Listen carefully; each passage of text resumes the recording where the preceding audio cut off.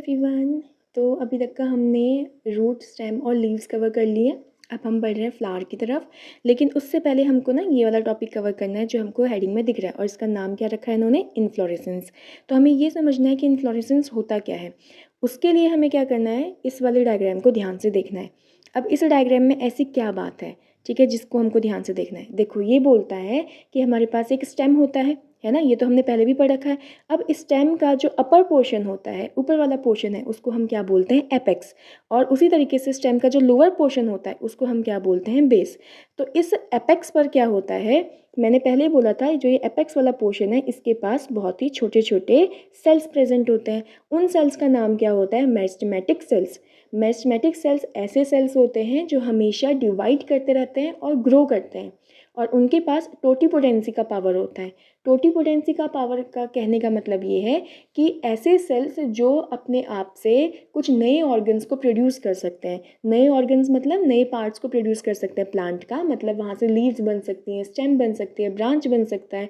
तो ये होते हैं मेरिस्टेमेटिक सेल्स। अब ये एपेक्स में प्रेजेंट है तो इस वजह से पड़ गया एपिकल मेरिस्टेमेटिक सेल्स। और ये जो स्टेम है वो किसका पार्ट है, वो तो शूट का पार्ट है। तो ये जो ऊपर वाला हम एपिकल मेरिस्टम बात कर रहे हैं, इसका नाम पड़ जाएगा शूट एपिकल मेरिस्टम। ठीक, इसका मतलब हमारी जो लीव्स और स्टेम्स है ना, वो तो शूट एपिकल मेरिस्टम से बनती हैं। और जो लीव्स और स्टेम्स होते हैं ये तो हमारे वेजिटेटिव पार्ट है। यानी कि शूट एपिकल मेरिस्टम सिर्फ वेजिटेटिव पार्ट्स को ही प्रोड्यूस करता है, या फिर इनिशिएट करता है, या आगे बढ़ाता है। अब होता क्या है इसके बाद, अगर मुझे फ्लावर प्रोड्यूस करना है, मुझे क्या प्रोड्यूस करना है, मुझे ये फ्लावर प्रोड्यूस करवाना है, तो होगा क्या कि जो ये शूट एपिकल मेरिस्टम है, पहले इसको दूसरे मेरिस्टम में कन्वर्ट होना पड़ेगा। उस दूसरे मेरिस्टम का नाम क्या है, इन्फ्लोरेसेंस मेरिस्टम या फिर फ्लोरल मेरिस्टम। इसका कहने का मतलब ये है कि अगर मुझे फ्लावर बनाना है तो शूट एपिकल मेरिस्टम से नहीं बनेगा, शूट एपिकल मेरिस्टम को फ्लावर मेरिस्टम में कन्वर्ट होना पड़ेगा। ऐसे मेरिस्टेमेटिक सेल्स जो सिर्फ फ्लावर प्रोड्यूस करेंगे, उन सेल्स को हम क्या बोल देंगे, फ्लोरल मेरिस्टम। और फ्लोरल बोल दो या फिर हम इन्फ्लोरेसेंस मेरिस्टम भी बोल सकते हैं उनको। इसका मतलब क्या कहने का हुआ कि अगर हमें वेजिटेटिव पार्ट्स को प्रोड्यूस करना है, ठीक है, प्लांट के वेजिटेटिव पार्ट्स को प्रोड्यूस करना है, तो उसके लिए रिस्पॉन्सिबल होगा शूट एपिकल मेरिस्टम। और अगर मुझे रिप्रोडक्टिव पार्ट्स को प्रोड्यूस करना है प्लांट के, तो उसके लिए रिस्पॉन्सिबल कौन होगा, फ्लोरल मेरिस्टम। रिप्रोडक्टिव पार्ट कौन होता है, हमारा फ्लावर होता है। अगर ध्यान से आपने पहले पढ़ा होगा तो आपको इतनी चीज़ पता होगी, फ्लावर के अंदर तो एंड्रोशियम और गाइनोशियम होता है, मतलब फ्लावर के अंदर तो मेल रिप्रोडक्टिव पार्ट भी होता है, फीमेल रिप्रोडक्टिव पार्ट भी होता है। तो फ्लावर हमारा एक रिप्रोडक्टिव यूनिट है, और फ्लावर को प्रोड्यूस करने के लिए मेरे पास फ्लोरल मेरिस्टम होना ज़रूरी है। और फ्लोरल मेरिस्टम सेल्स जो होंगे वो कहाँ से प्रोड्यूस होंगे, वो शूट मेरिस्टम जो सेल्स होंगे, शूट एपिकल मेरिस्टम, उससे प्रोड्यूस होंगे। एक्चुअल में शूट एपिकल मेरिस्टम अपने सेल्स के अंदर चेंजेस क्रिएट कर देते हैं, और उन्हीं चेंजेस की वजह से वो अपने आप को कन्वर्ट कर देते हैं फ्लोरल मेरिस्टम में, और फिर उस फ्लोरल मेरिस्टम से हमारे फ्लावर प्रोड्यूस होता है। अब आगे बढ़ते हैं इस डायग्राम की तरफ। सबसे पहले हमें ये समझना है, ये जो हमारा स्टेम होता है, इस स्टेम के पास बहुत सारे छोटे छोटे क्या होते हैं, नोड्स होते हैं, है ना। और हर एक नोड से क्या प्रोड्यूस होता है, हर एक नोड से लीफ प्रोड्यूस होता है। और स्टेम और लीफ के बीच का जो ये डिस्टेंस होता है, इसको हम लीफ एक्सिल कहते हैं।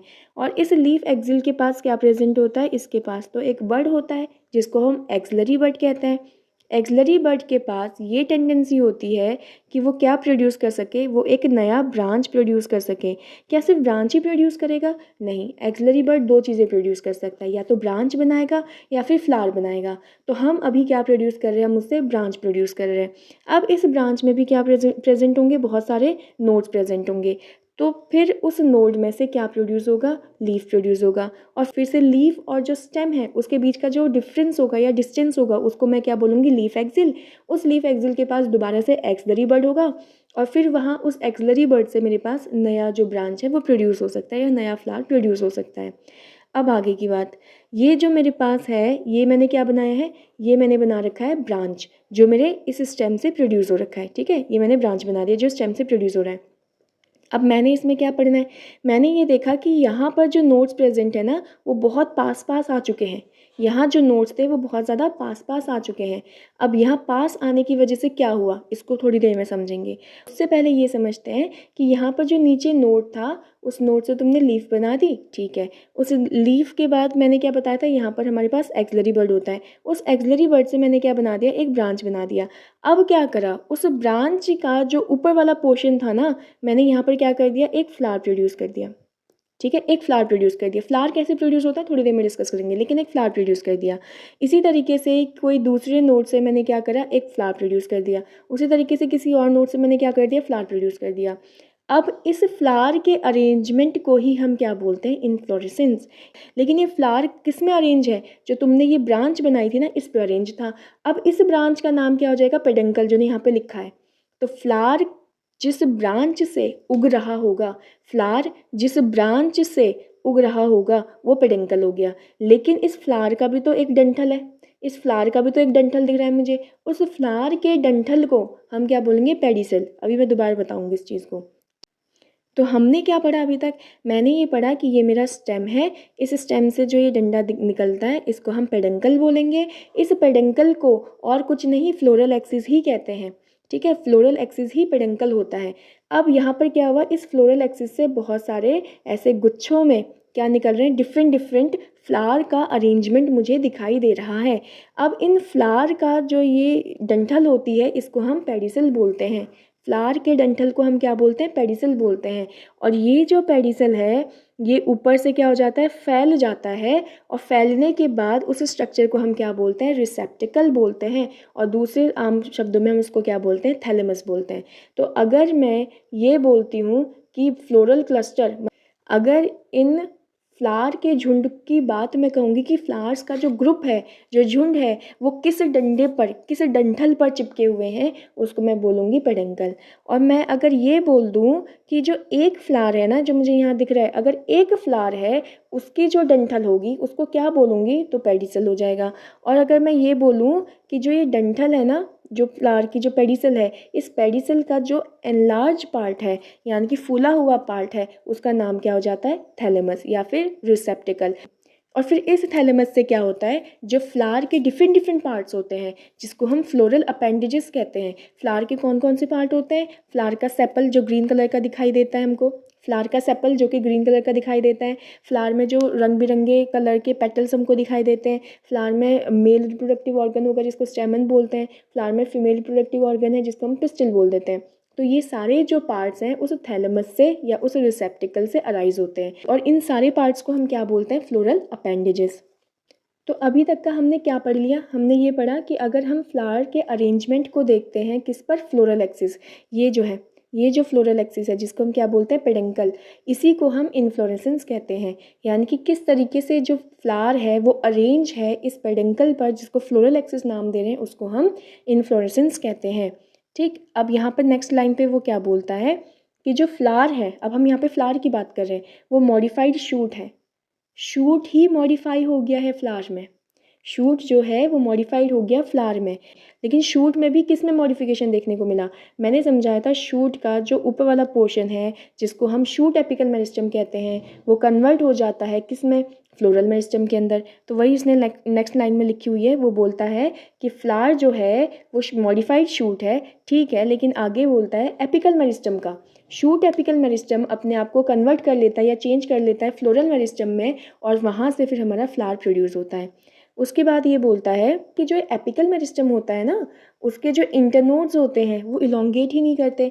मैंने तुम्हें बताया था कि ये मेरा स्टेम है, इस स्टेम से मेरे पास ब्रांच निकलती है जो कि नोड से निकल रही है। और मैंने बोला था कि यहाँ पर क्या है, तुम्हारे नोड्स जो होते हैं ऊपर वाले पे वो बहुत पास पास आ जाते हैं। जब नोड्स बहुत पास आ रहे हैं और मुझे पता है दो नोड के बीच का जो डिस्टेंस होता है उसी को हम इंटरनोड बोलते हैं। अब नोड बहुत पास पास आ रहे हैं तो ये जो इंटरनोड है वो कैसे इलोंगेट होंगे, वो कैसे बढ़ेंगे, कैसे लंबे होंगे, वो भी तो पास पास ही आएंगे। और उसके बाद क्या बोलता है कि जो एक्सिस है वो कंडेंस हो जाती है। एक्सिस मतलब ये जो स्टेम है, ये तुम्हारे पास ब्रांच थी, और ये वाली जो एक्सिस है जहाँ पर सारे नोड्स क्या हो रहे हैं, पास पास आ रहे हैं, तो ये वाली जो एक्सिस है वो कंडेंस हो रही है, वो छोटी हो रही है, वो पास पास हो जा रही है। इससे क्या होगा, जो एपेक्स है वो प्रोड्यूस कर रहा है डिफरेंट डिफरेंट फ्लोरल अपेंडेजेस को। अब इसको समझाती हूँ मैं। ये तुम्हारे पास स्टेम है, यहाँ से नोड से तुम्हारे पास ब्रांच निकली, और मैंने बोला कि यहाँ पे जो नोड्स होते हैं ना वो बहुत पास पास आ जाते हैं, जिसकी वजह से इनके जो इंटरनोड होते हैं वो लंबे हो ही नहीं पाते, वो बहुत पास हो जाते हैं। और जो ये वाली एक्सिस है वो कंडेंस होती है, और ये कंडेंस होके ना ऐसे फूल जाएगी, ठीक है, ऐसे फूल जाएगी। और फूलने के बाद इसी स्ट्रक्चर को हम क्या बोल देते हैं, इसी को तो हम थैलेमस नाम दिया था। तो यही स्ट्रक्चर हमारा क्या होता है, थैलेमस होता है। और इस थैलेमस से, मैंने क्या बोला था, इस थैलेमस से फ्लोरल अपेंडेजेस बनती हैं। फ्लोरल अपेंडेजेस मतलब उसके sepal, petal, male reproductive organ और फीमेल रिप्रोडक्टिव ऑर्गन। जबकि इस नोड से है तो नोड्स, इस नोड से क्या बनना चाहिए था, लीव्स बनना चाहिए था, लेकिन लीव्स की जगह पर क्या बन रहे हैं, फ्लोरल अपेंडेजेस बन रहे हैं। तो एक बार फिर से सब चीज़ें समझ लेते हैं ताकि कन्फ्यूजन ना हो। हमने पढ़ा था ये मेन स्टेम है, इस स्टेम की जो नोड है वहाँ से लीव्स बनती है। उस लीफ और ये स्टेम के बीच का जो डिस्टेंस है उसको हम लीफ एक्सिल बोलते हैं। इस लीफ एक्सिल के पास हमारे पास एक छोटा सा बड होता है जिसको एक्सिलरी बड कहते हैं। इस एक्सिलरी बड से हमारे पास ब्रांच बन सकती है और फ्लावर बन सकता है, लेकिन हमने अभी सिर्फ ब्रांच प्रोड्यूस करा है। और इस ब्रांच में भी यहाँ पर जो नोड्स हैं, ये नोड्स आपस में चिपक जाती हैं या पास पास आ जाती हैं। पास आने की वजह से ये होता क्या है, ये ऐसे फूले हुए स्ट्रक्चर में कन्वर्ट हो जाती हैं। और ये जो फूला हुआ स्ट्रक्चर है, इस फूले हुए स्ट्रक्चर का नाम क्या पड़ता है, इसको तो हम थैलेमस पढ़ के आए हैं, ठीक है, जिसको हम रिसेप्टिकल भी पढ़ते हैं। तो यही जो थैलेमस होता है, अब इस थैलेमस से, क्योंकि है तो एक्चुअल में नोड्स ना, तो नोड से तो लीव्स बननी चाहिए थी, लेकिन लीव्स ना बनकर अब इस थैलेमस से लीफ के ही मॉडिफाइड स्ट्रक्चर, जिसको हम फ्लोरल अपेंडेजेस बोलते हैं, वो प्रोड्यूस होते हैं। अब वो फ्लोरल अपेंडेजेस 4 तरीके की होती हैं। एक होता है ग्रीन कलर का सेपल, एक होता है अलग अलग डिफरेंट कलर के पेटल्स, है ना, जिसको फ्लावर के पंखुड़ियाँ कहते हैं, और उसमें होगा मेल रिप्रोडक्टिव ऑर्गन और साथ में होगा फीमेल रिप्रोडक्टिव ऑर्गन। कौन प्रोड्यूस कर रहा है, ये थैलेमस से ही प्रोड्यूस हो रही है, जो एक्चुअल में है किसका मॉडिफिकेशन, और ये तुम्हारे नोट्स का मॉडिफिकेशन है। तो जो फ्लावर है ना वो एक्चुअल में तो शूट मॉडिफिकेशन है, क्योंकि शूट में ही तो मॉडिफिकेशन आया। और वो कैसे आया, क्योंकि यहाँ पर जो शूट का एपिकल मेरिस्टम था उसने अपने आप को कन्वर्ट कर दिया फ्लोरल मेरिस्टम के अंदर, है ना, तब तो जाके फ्लावर के पार्ट्स प्रोड्यूस कर पाया। और हमने पहले ये भी पढ़ा है कि ब्रांच के पास भी बहुत सारे नोड्स होते हैं, उन नोड से अपने खुद के वो क्या प्रोड्यूस करता है, लीव्स प्रोड्यूस करता है। उस लीफ और ब्रांच के बीच का जो डिस्टेंस होगा उसको लीफ एक्सिल कहते हैं। उस लीफ एक्सिल के पास भी क्या होता है, एक्सिलरी बड, और उस एक्सिलरी बड से क्या प्रोड्यूस होता है, एक नया ब्रांच फिर से निकल सकता है ना। और इस ब्रांच में मान लेते हैं ऊपर वाले पॉइंट पे क्या हो जाएगा, हमारा फ्लावर बनेगा। और कैसे बनेगा, जैसे सेम प्रोसेस यहाँ हो रहा है वही सेम प्रोसेस इसके अंदर भी देखने को मिलेगी। ऐसे ही दूसरे नोड से हमारा एक ब्रांच निकला, उसमें फ्लावर, और ऐसे ही डिफरेंट डिफरेंट टाइप की जो अरेंजमेंट देखने को मिलेगी किसके अंदर, जो मेन ब्रांच है, उस मेन ब्रांच का नाम क्या है, पेडंकल। उस मेन ब्रांच में जो मेन एक्सिस है, जिसको फ्लोरल एक्सिस भी कहते हैं, जिसको पेडंकल भी कहते हैं, उसमें जो ये डिफरेंट डिफरेंट टाइप्स के हमको अरेंजमेंट देखने को मिलेंगी फ्लावर्स के, इसको हम इन्फ्लोरेसेंस कह देते हैं। और जो ये फ्लावर का ये वाला डंठल होता है, जिसको हम स्टॉक भी बोलते हैं, इसको हम क्या, इसका हम नाम क्या देते हैं, पेडिसेल। इसको नाम क्या बोलते हैं हम, पेडिसेल। लेकिन जो ये वाला डंठल होता है, जो मेन एक्सिस होती है, उसका नाम क्या होता है, पेडंकल। एनसीईआरटी में आगे बोलता है कि जब एक शूट की टिप, ये है ना शूट, ये शूट की टिप पर एक फ्लावर आ जाएगा तो हमेशा सॉलिटरी होगा। सॉलिटरी का मतलब अकेला फ्लावर होगा, और कुछ नहीं आएगा, बस एक शूट की टिप पे फ्लावर होगा, जैसे यहाँ पे डायग्राम में दिख रहा है। अब हम टाइप्स ऑफ इन्फ्लोरेसेंस की तरफ बढ़ रहे हैं। हमने ये तो देख लिया कि फ्लावर के अरेंजमेंट को फ्लोरल एक्सिस पर जो पेडंकल पे लगा हुआ है उसको तो हम इन्फ्लोरेसेंस कहते हैं। लेकिन ये फ्लावर का अरेंजमेंट किस टाइप में है, किस तरीके से है, क्या सारे फ्लावर में एक जैसे अरेंजमेंट होते हैं या डिफरेंट डिफरेंट होते हैं। तो हमको देखने को मिला कि फ्लावर्स का अगर तुम अरेंजमेंट देखते हो ना सारे प्लांट्स में, तो डिफरेंट डिफरेंट होता है, एक जैसे नहीं दिखाई देता। तो इस बेसिस पे हमने इन्फ्लोरेसेंस को 2 पार्ट में डिवाइड कर दिया, एक तुम्हारा रेसिमोस हो जाता है, एक तुम्हारा साइमोस हो जाता है। तो पहले हम रेसिमोस समझ लेते हैं, और सेम उसका ऑपोजिट कर देना, वो सब कुछ साइमोस के अंदर आ जाएगा। तो रेसिमोस में क्या होता है, सबसे पहले एक छोटा सा प्लांट होता है, उस छोटे से प्लांट के पास अपने खुद के क्या होते हैं, नोड्स प्रेजेंट होते हैं। उस नोड्स से हमारे पास, ठीक है, लीफ वगैरह आती है, तो वहाँ से ब्रांच भी तो आती है जो हमारी एक्सिलरी बड होती है, तो वहाँ से ब्रांच आई, और ये ब्रांच फिर आगे को ग्रो करती गई ऐसे, ठीक है। और ब्रांच के ग्रो करने पे हुआ क्या, मान लेते हैं कि यहाँ फ्लावर आ गया, ठीक है, और आपको पता है फ्लावर कैसे प्रोड्यूस होता है। अब ये जो मेन एक्सिस है ना, ये आगे और कंटिन्यू करती रही, ग्रो करती रही, ये इतनी बड़ी हो गई और इतनी बड़ी हो गई, ये तो नीचे आ जाएंगे जो पहले से ही इसके पास फ्लावर थे। अब दूसरे वाले नोड से भी वो क्या कर रहा है, फ्लावर प्रोड्यूस करना स्टार्ट कर दिया उसने। अब ये फिर और ग्रो करी, अब ये और ग्रो हुई और ग्रो करने के बाद क्या करा उसने, फिर से और ज़्यादा फ्लावर उसने प्रोड्यूस करना स्टार्ट कर दिया पहले से। तो यहाँ पर क्या देखने को मिल रहा है, यहाँ पर ये देखने को मिल रहा है कि एक तो इसकी जो ये मेन एक्सिस है, कौन सी एक्सिस, ये वाली जो ऊपर वाली मेन एक्सिस है, ये हमेशा ग्रो करती रहेगी, ये हमेशा ग्रो करती रहेगी। यहाँ पर कभी फ्लावर प्रोड्यूस नहीं होगा, इसके एपेक्स वाले पोर्शन पे कभी फ्लावर प्रोड्यूस नहीं होगा, वरना ही ग्रो कैसे करेगी अगर वहाँ फ्लावर आ जाएगा ना। तो मेन एक्सिस हमेशा ग्रो करती रहेगी। उसके बाद क्या देखने को मिलेगा यहाँ पर, कि यहाँ पे कोई फिक्स टाइप का पैटर्न नहीं है, इनडेफिनाइट टाइप ऑफ इन्फ्लोरेसेंस होता है। इनडेफिनाइट मतलब फिक्स्ड नहीं होता जो चीज़, तो फिक्स्ड टाइप का कोई पैटर्न नहीं देखने को मिलता। उसके बाद यहाँ पर जो फ्लावर तुमको देखने को मिलेंगे वो एक्रोपेटल होता है। एक्रोपेटल मतलब जो ये नीचे फ्लावर आ रहे हैं ना, ये पुराने फ्लावर हैं। देखो सबसे पहले नीचे ही फ्लावर का प्रोडक्शन हुआ, तो अब ये ओल्डर फ्लावर हो गए। उसके बाद जो यंगर फ्लावर हैं वो ऊपर की तरफ आ रहे हैं। तो एक्रोपेटल ऑर्डर में ये होता है कि जो ओल्डर फ्लावर होते हैं वो नीचे बनते हैं, और जैसे जैसे फ्लावर आगे बढ़ता जाता है तो यंगर फ्लावर ऊपर की साइड से प्रोड्यूस होना स्टार्ट हो जाते हैं। और इस डायग्राम से ये भी समझ में आता है जो फ्लावर है ना हमेशा वो अगल बगल होंगे, लेटरल। तो देखो मैंने क्या बताया, ये जो तुम्हारे पास है ये स्टेम है, इस स्टेम से क्या हो गया, इस स्टेम से यहाँ से हम बात कर रहे हैं कि एक तुम्हारे पास क्या बना, एक ब्रांच बनी। और ऐसा भी तो हो सकता है कि ब्रांच के इस वाले पोर्शन पर फ्लावर ना बनने की बजाय अब ये भी अपना खुद का क्या प्रोड्यूस करने लग गया, फ्लावर प्रोड्यूस करने लग गया। कहने का मतलब ये है कि इसके पास भी तो नोड्स होंगे, उस नोड से उसने क्या बना दिया, ब्रांच बनानी स्टार्ट कर दी, और वहाँ से उसने फिर फ्लावर बना दिया। अब यहाँ फ्लावर बना दिया तो ये वाले पोर्शन में तो फ्लावर है ही नहीं।